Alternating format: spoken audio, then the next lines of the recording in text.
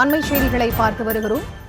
திமுக இளைஞரணியின் சந்திப்பானது பிப்ரவரி 7ஆம் தேதி நடக்கவிருப்பதாக செய்திகள் வெளியாக இருக்கின்றன. இது தொடர்பான விவரங்களுக்கு இணைகிறார் எமது செய்தியாளர் பாரி கார்த்திக். அவரிடம் பேசலாம்.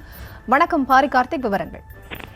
வணக்கம். வருகின்ற 7ஆம் தேதி, அதாவது பிப்ரவரி 7ஆம் தேதி சனிக்கிழமை விருதுநகரில் திமுகவினுடைய இளைஞரணி நிர்வாகிகள் சந்திப்பு நடைபெறும் என்று திமுகவினுடைய தலைமை கழகம் அறிவிப்பு வெளியிட்டிருக்கிறது. ஏற்கனவே திருவண்ணாமலையில் கடந்த 14ஆம் தேதி, டிசம்பர் 14ஆம் தேதி வடக்கு மண்டலத்தை சேர்ந்த இளைஞரணி நிர்வாகிகளுடைய சந்திப்பு மாநாடு நடைபெற்றது.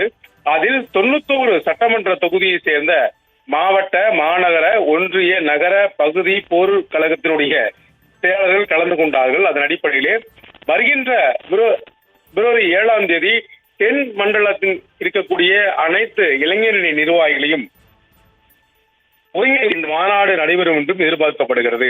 திமுக சார்பில் வலுவாக கட்டமைக்க வேண்டி கிட்டத்தட்ட புதிய நிர்வாகிகளை திமுக சார்பில் நிர்ணயித்தார்கள்.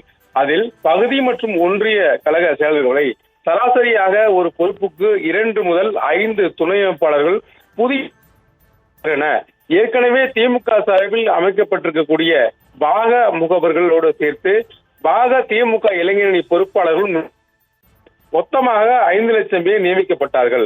அவர்களில் ஏற்கனவே திருவண்ணாமலையில் டிசம்பர் 14ஆம் தேதி இந்த மாநாட்டின் போது கலந்து கொண்டார்கள். அதன் அடிப்படையிலே வருகின்ற 7ஆம் தேதி தென் மாவட்டங்களை ஒருங்கிணைத்து அந்த மாவட்டத்தை சேர்ந்த இளைஞரணி நிர்வாகிகள் இந்த கூட்டத்தில் பங்கேற்க இருக்கிறார்கள்.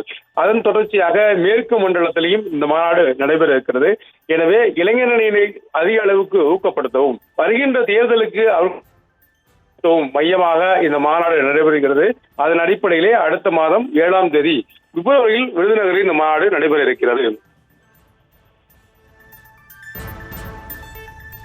விவரங்களுக்கு நன்றி பாரி கார்த்திக்.